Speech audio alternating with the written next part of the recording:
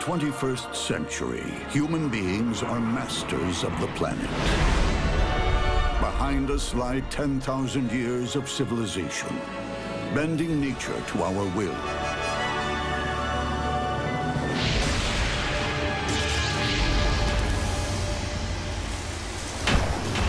And it all started with one great invention. Not the wheel, not the car, not the plane. The greatest invention of all was beer. Beer has changed the course of human history, not once, not twice, but over and over again, right from the very beginning. It sowed the world's first farmlands. The agricultural revolution came about because of the imperative, the need to make beer. It hewed the world's first wonders. We wouldn't have the pyramids if it weren't for beer. Beer established modern healthcare. Beer and science go hand in hand.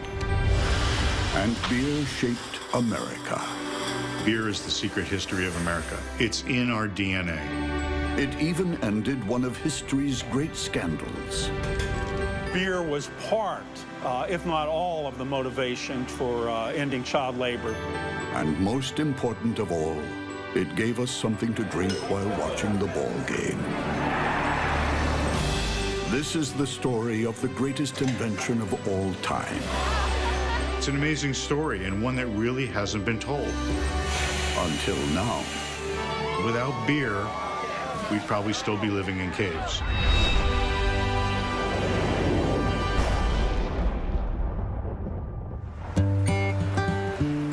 Human beings like us have been around for about 100,000 years. For the first 90,000, we were nomads, hunter-gatherers. All we had to worry about was food. The life of the hunter-gatherer is probably not as hard as some people would think. They spend about 2 hours a day gathering grains and hunting, and they spend a lot of time socializing.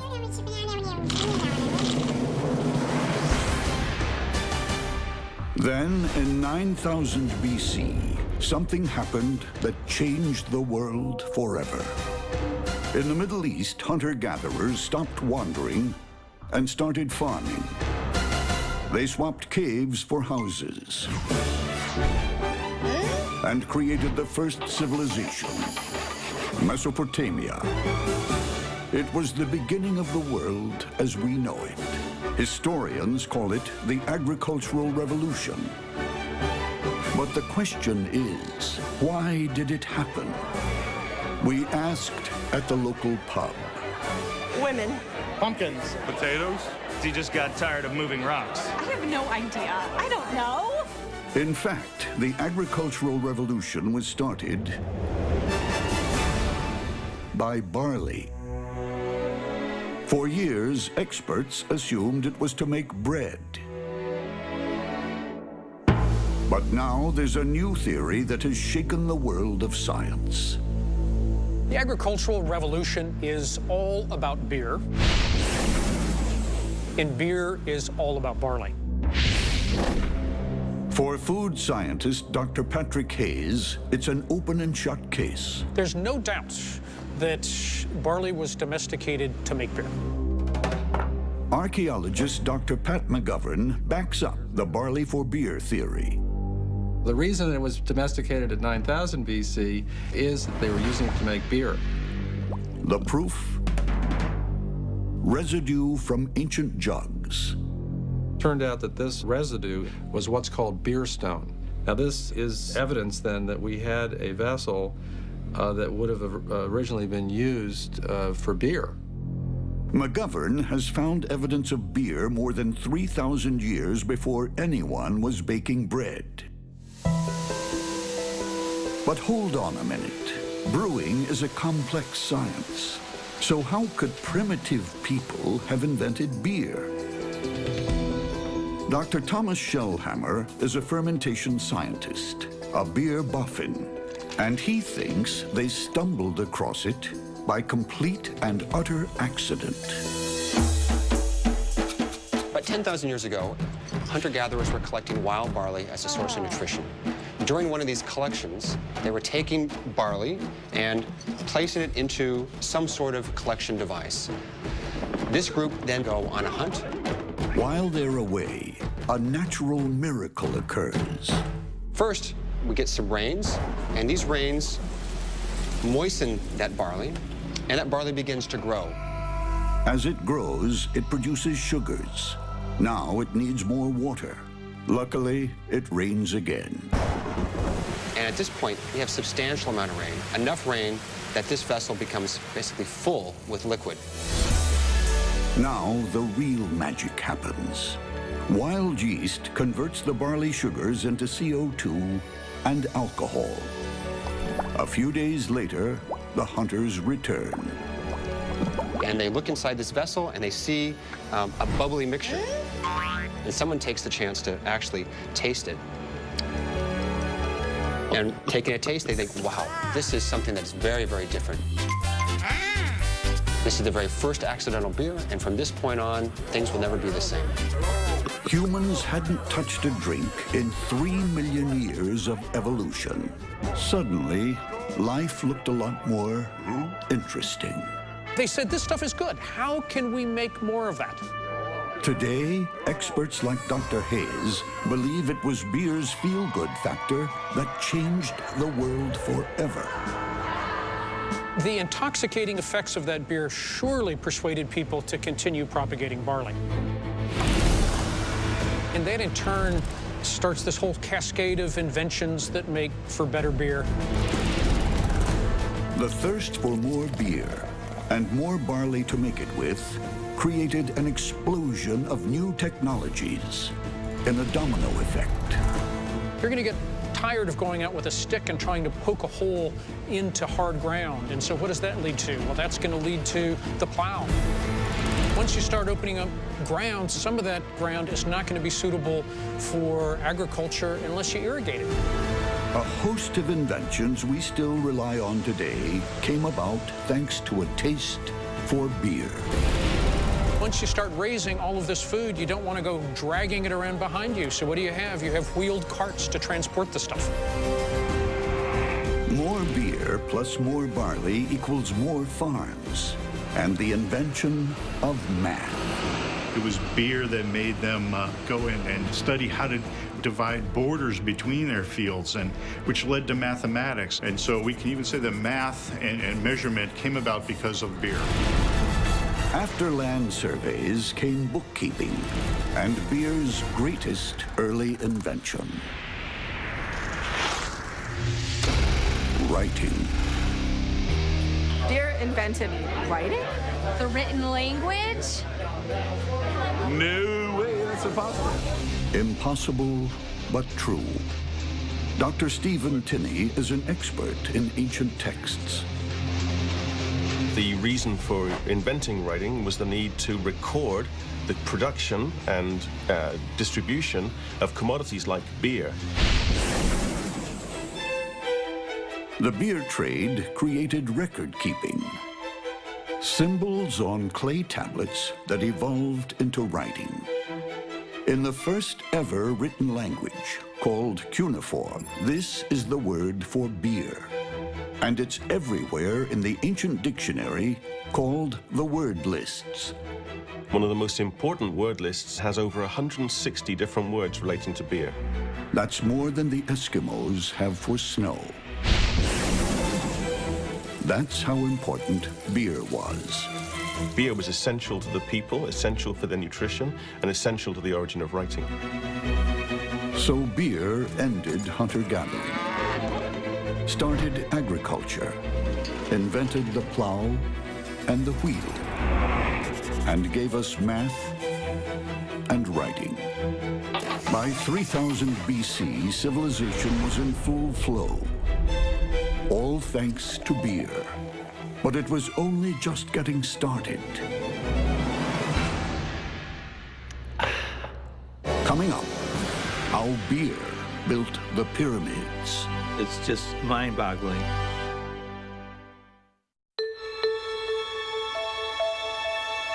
Of all ancient civilizations, this is the big one.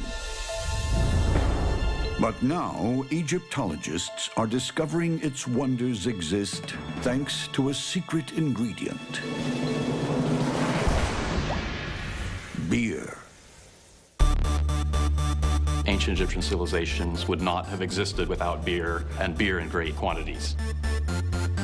I don't think there was anyone in ancient Egypt that didn't have the right to drink beer, even small children. The ancient Egyptians saw beer as a gift of the gods. The most powerful of all the Egyptian gods was Re. He is the creator of life, love, and beer in this world and the next. They consumed it all the time, and when they died, they would go to the afterlife hoping that they would continue consuming beer in great quantities. This inscription on an Egyptian tomb answers the age-old question: how many beers do you need in the next world? He asked for 1,000 jugs of beer that he hoped to take advantage of in his afterlife.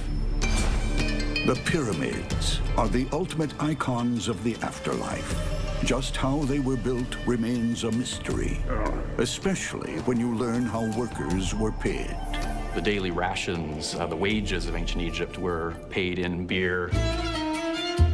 They would be given a chit that would say, "You have earned 50 jars of beer."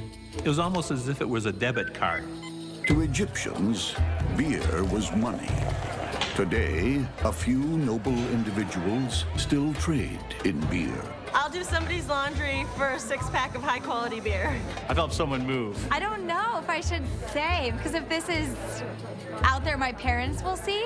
Our modern beer economy might buy you a favor. Back then, it would buy you a pyramid. The going rate for a pyramid builder was a whopping gallon of beer a day. So it was just an incredible amount of beer that went into building the pyramids. It takes a gut-busting 231,414,717 gallons of beer to build the Pyramid of Giza. The reason? Ancient beer was a vital source of nutrition. Beer was absolutely fundamental to the Egyptians. It was one of their very basic foodstuffs. Beer was one of the main foods in ancient Egypt. It wasn't just a question of being a beverage. Even schoolboy would get up in the morning and have a dish of beer. This ancient beer, we'll call it Pyramid Light, was very low in alcohol, but packed with minerals and vitamins, which kept the ancients strong, healthy, and astonishingly productive. We wouldn't have the pyramids if it weren't for beer. So, beer built the pyramids and was Egypt's staple food and its common currency. I know what you're thinking. Next, he's going to tell me that beer cured the sick. Well, actually, it did. Beer was used to treat all sorts of ailments. They treated the diseases of the gums with beer. And they actually even used some of the remains of the beer, the grains, and burned them and produced an anal fumigant to treat diseases of the bowel. That particular remedy may have gone out of fashion, but ancient beer really did pioneer a startling revolution in medicine 3,000 years before its time. Dr. George Armelagos is a professor of anthropology. He studies mummified bones to find out how ancient Egyptians used to live.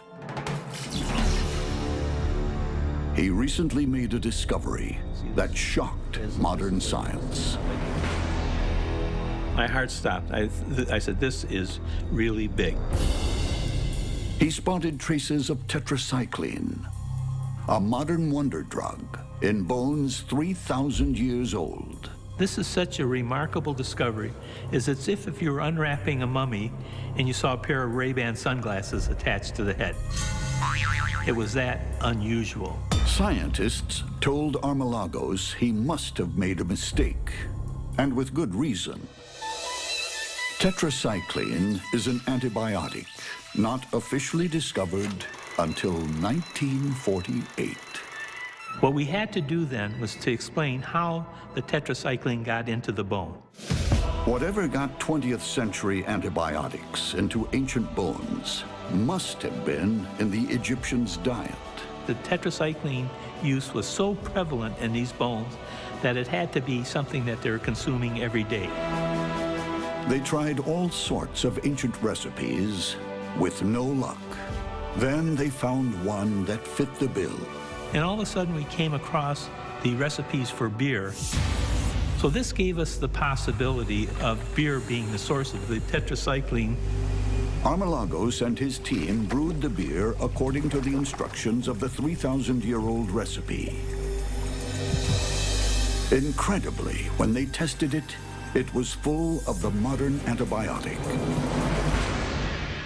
And it's a definitive answer that this is tetracycline, and that they were getting the tetracycline from beer. With the discovery, Armalagos was vindicated, and the world of science was forced to accept the fact that ancient beer beat modern medicine by 3,000 years. It's just mind-boggling. Officially, it was this grumpy-looking man, Alexander Fleming, who discovered antibiotics in 1928, winning the Nobel Prize. But now it's time the real winner gets its share of the glory. Step forward, beer.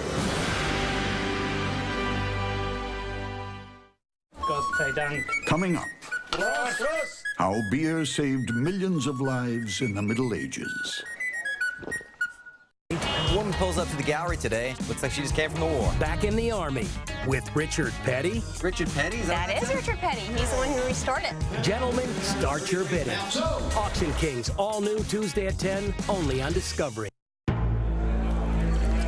Since caveman drank that very first drop, beer has created civilization, pioneered inventions like math and writing, and built the pyramids.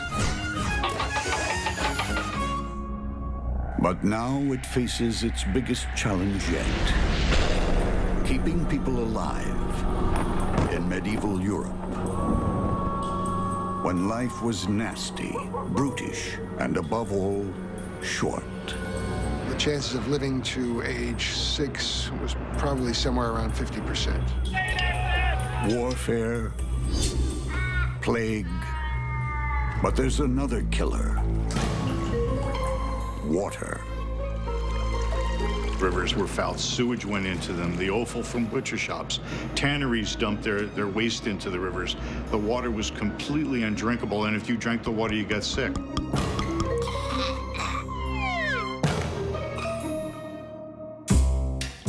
Dr. Charlie Bamforth is professor of brewing science at the University of California, Davis.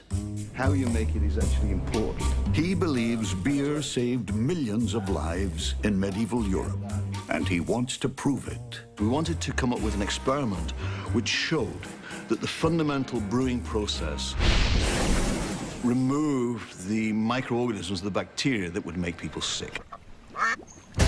Bamforth and his colleagues decide to brew up a typical medieval beer. First, they take water from a duck pond and test it in a lab.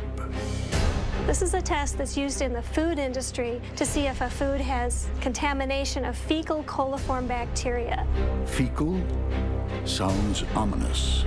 These are the bacteria like E. coli that cause really serious illness. The pond water was just loaded with this type of bacteria. Water with a twist of duck poop. It's a killer, just like medieval times. This water is not safe to drink. Now, using a medieval recipe, Bamforth's team brews up a 1,000-year-old beer in a modern lab. We ground up the malt and mixed it with this water. And then after a period of an hour or so, then we collected the liquid, separated it off from the residual grains, and then we boiled it. They let it ferment for a week. Now the results of the experiment. Is the beer safe?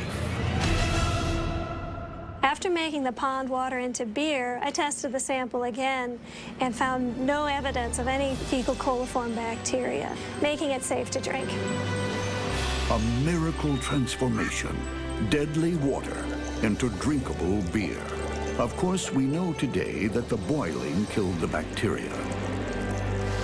But medieval people had no idea. They just did it to make beer more tasty, accidentally saving millions of lives. Life in the Middle Ages must have been pretty miserable. So beer absolutely would be the safest drink to consume. It worked for medieval man, but what does the 21st century think of this beer? Something that's perfumey a little bit about this. It's salty. Tastes like nutmeg or something. It's good. I like it. Then we reveal the source of the beer. Is that a joke? It's not? Duck pond water? Well, I guess the ducks are doing pretty good then, right? That's gross.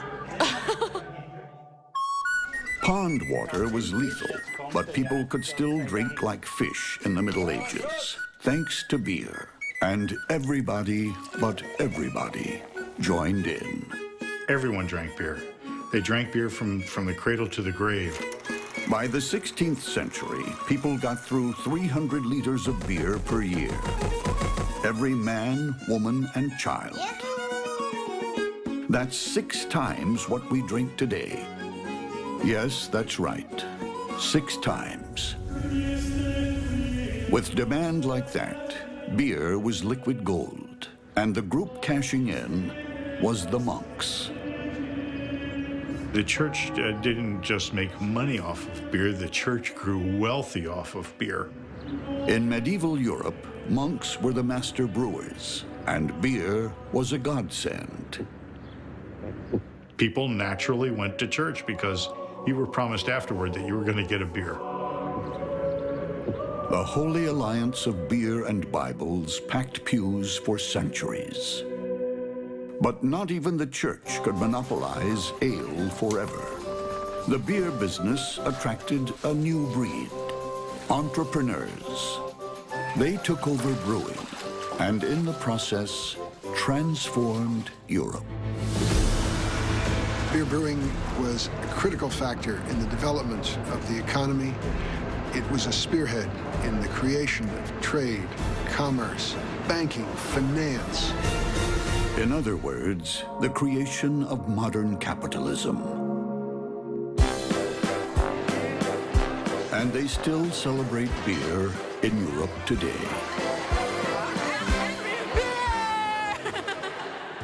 Coming up, how beer crosses the ocean and helps establish America. America, land of the free, home of the brave, and built on beer. Beer is the secret history of America. It's in our DNA. Many of America's founding fathers had one thing in common. George Washington, Thomas Jefferson, and Sam Adams were all brewers. Together, they fermented a nation, along with Benjamin Franklin, for whom beer was more than just a drink. It was evidence of divine order in the universe. In his words, beer is proof that God loves us and wants us to be happy. Upon such inspirational messages, great nations are formed. But without beer, the first settlers might never have made it to America aboard the Mayflower. Beer was vitally important on the Mayflower. Water would spoil in the hold of a ship, whereas beer was naturally preserved by alcohol and hops, and it would stay fresh throughout the voyage. Beer kept the settlers alive on the voyage and determined the site of the founding colony. The Mayflower was headed for Virginia, but tragedy struck. The ship ran out of beer, so they landed at the nearest point, Plymouth. Even then, beer was all they would drink. The Pilgrims come ashore. Why aren't they drinking the water? Well, they knew that back in England that if you drank water, you get sick.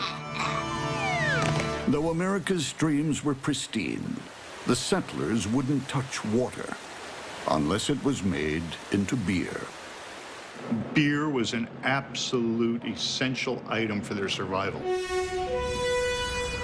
When the beer supply ran out, the colony hung in the balance. The settlers had to find a way of making beer, but they had no barley or hops until squirrels came to the rescue. Sounds nuts, but they gave settlers the idea of using acorns. And it worked. Acorn beer kept Plymouth alive. With Plymouth safe, in the 17th century, beer went on to open up the rest of America by establishing an extraordinary communications network, the Internet of the age. Before Google, Twitter, and Facebook came the tavern. The tavern was a center of commerce. It was a communication hub. It was the place where people passed information back and forth. Taverns connected up America and turned a colony into a nation. Because next, beer inspired one of the great events in human history. The American Revolution. On December 16th, 1773, the struggle for freedom from the British began here, in the Green Dragon Tavern, Boston. Sons of Liberty are gatherings, and they've been talking about how oppressed they are. They have a beer, they talk some more treason. They have another. You can feel their passions rising. You know something's going to happen that night. This is the time. Let's do it. The Sons of Liberty made for Boston Harbor, boarded ships and dumped tea. The revolution was on, and the taverns held center stage. The taverns became centers where revolutionary activity was discussed and debated and plotted and planned. Beer's role in the birth of America was so vital.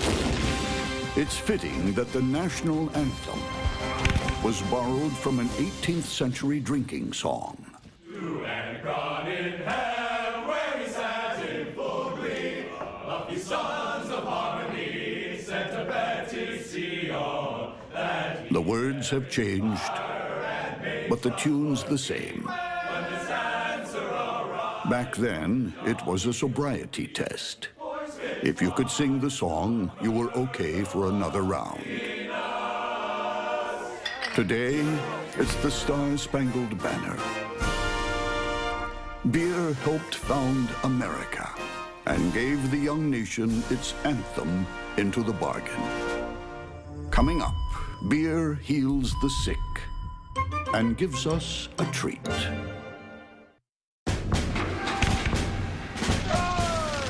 With the War of Independence won, beer was free to take on its greatest challenge of all, disease. Humanity's oldest foe. In the 19th century, medicine was mired in the Dark Ages. Until beer rode to the rescue. Beer and science go hand in hand. Beer led medical science to a discovery so important, that it established how we think about disease to this very day. So much of the fundamental science that we do today, as it applies to health, disease, and so on, came out of the brewing industry. Beer was the basis of modern medicine. It all started in the 1850s with scientist Louis Pasteur. He invented pasteurization. Tragically, people always link him to this. But he was actually studying this. Some people think he was looking at milk, but in fact, he was actually looking at beer. And beer was the first beverage, actually, to be pasteurized. Pasteur started by trying to answer a vexing question. Why does beer sometimes spoil? Then he made a startling discovery. Beer is alive. Along with large round yeast cells, he spotted something smaller and more sinister. He would have seen smaller bacteria cells.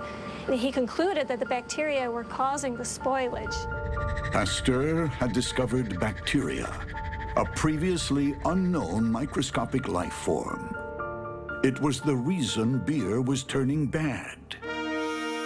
But the discovery had massive implications for all humanity. Because next, he asked himself a simple but brilliant question. If bacteria can make beer sick, could they do the same thing to people? The answer is basically yes. And that is really the basis of germ theory. Germ theory sounds dull, but it's the cornerstone of modern medicine. Because before it, nobody had a clue that germs even existed. Before we had germ theory, people weren't sure what caused diseases. They thought it was caused by bad air coming off of the swamps or evil spirits. Swamps, evil spirits, try finding a pill for those. But Pasteur's revelation changed everything. For the first time, we realized that bacteria and germs caused sickness. And once you know the cause, you can look for a cure. Vaccines, which virtually wiped out killer diseases like smallpox and polio. Plus, doctors started washing their hands. Before the germ theory was understood, doctors, for example, might come straight from an autopsy to help a woman give birth. But after the discovery of this germ theory, just a simple recommendation, wash your hands before you help a woman give birth. The incidence of these infections went way down, saved millions of lives. So now you know. Wash your hands next time you deliver a baby. And give thanks to beer. That's absolutely awesome. You gotta love beer. Beer, thanks for everything. Cheers. Cheers.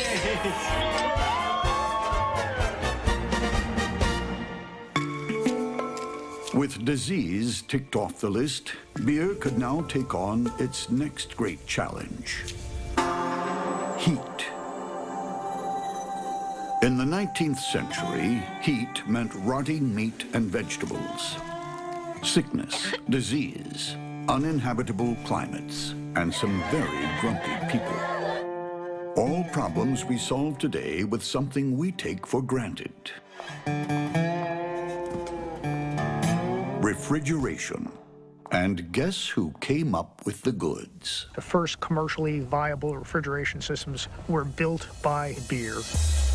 Developed because of the brewing industry, financed by the brewing industry initially, and applied most often to the brewing industry. It's all thanks to a new type of beer that took America by storm in the 19th century: lager. Lager beer changed America, and once it hit American shores, things were never the same again.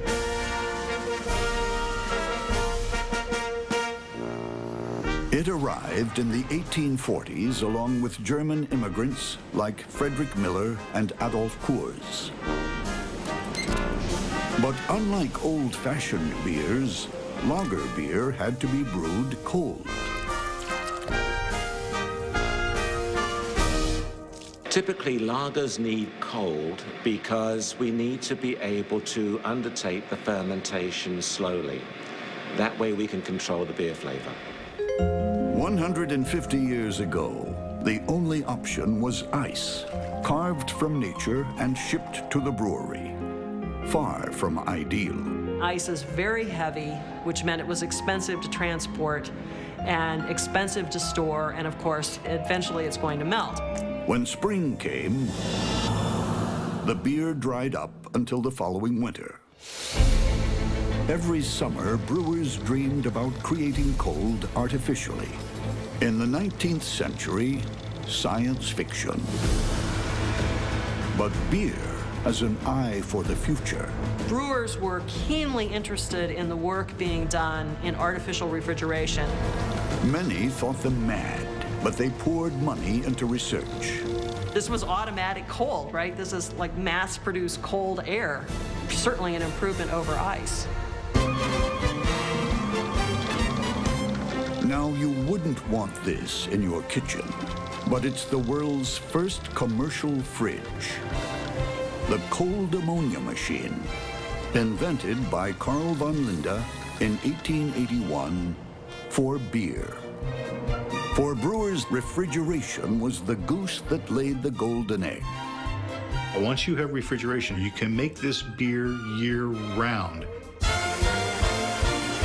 It made the beer industry millions, gave us a constant stream of cold lager, and changed the world forever.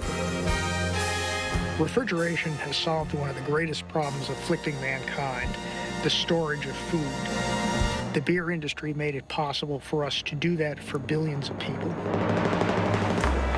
There goes beer, saving lives again. Refrigeration means air conditioning, the manufacture and storage of medicines, even the ability to keep organs alive for transplants. And most importantly, for this little girl, ice cream. There's just so many different things that refrigeration does for us, we really would have a hard time existing without it nowadays. And just think of it, it's all due to beer. The quest for the perfect drop produced some of the greatest discoveries and inventions of the modern age. Coming up, beer invents modern industry. In the 21st century, we live in the age of mass production. Our standard of living is higher than ever before. All thanks to that great American icon, the factory. The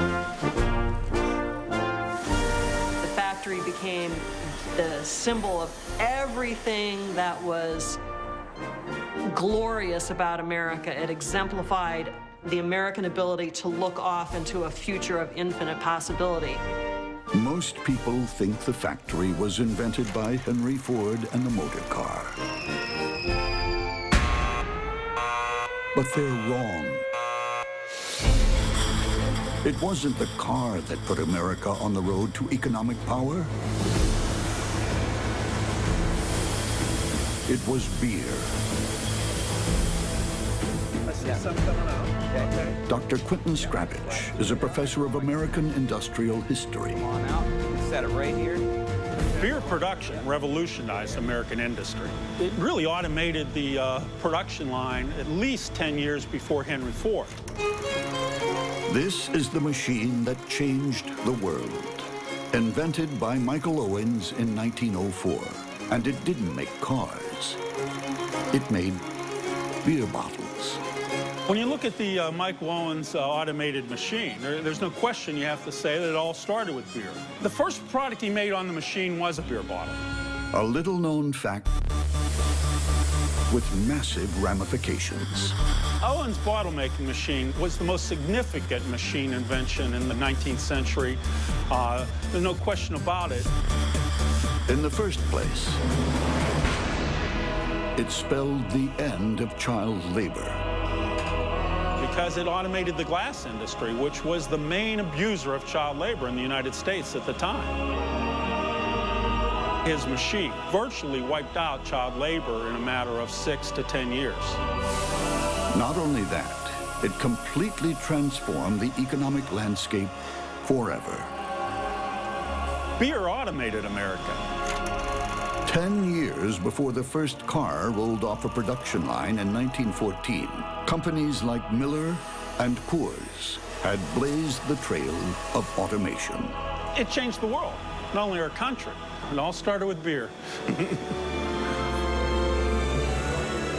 Beer's forward march continues to this day. Americans now brew 6.2 billion gallons of beer every year and drink on average over 20 gallons of it each. Today, beer truly is the #1 adult beverage on the planet. Tomorrow, it could well be #1 in space.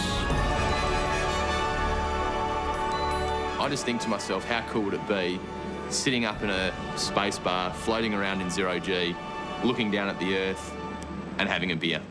Just, there'd be nothing better. With space tourism coming, Australian brewer Jaron Mitchell wants his beer to be first into orbit. But space beer must be flat, because a burp in zero-G would be seriously bad news. Now, on Earth, the water molecules and the gas molecules separate, just due to gravity, etc. In space, they won't. So by burping in space, you'll have liquid and gas simultaneously coming up, a wet burp. If you're in space and there was 50 people in a space bar in zero-G floating around and everybody was wet burping, it'd be a mess. One hell of a party. T-minus 10, 9. The prototype space beer is uncarbonated, burp-proof, and ready for its first launch.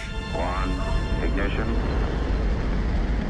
And given beer's history, it's fitting that it should be with us at the final frontier.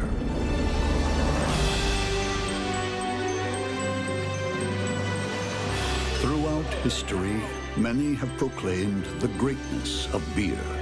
Now we know just how great it truly is. So great that we could even use it as the official yardstick for human history. Commonly, history is divided into two parts, BC and AD, and we think of it on that timeline. But we could also think of it as BB and AB, before beer and after beer. Before beer, wild nomads roaming around, hunting, gathering. After beer, people are settling in one spots, we're building towns, we're farming, we're developing towns, developing commerce, beer driving, the building of cities, and the establishment of science. Perhaps that's a better timeline for us to use. For 10,000 years, beer has been the fuel in the engine of history. It's given us our greatest wonders and our most brilliant discoveries, not to mention one heck of a ride. Let's face it, beer hasn't just changed the world. It saved it. Cheers.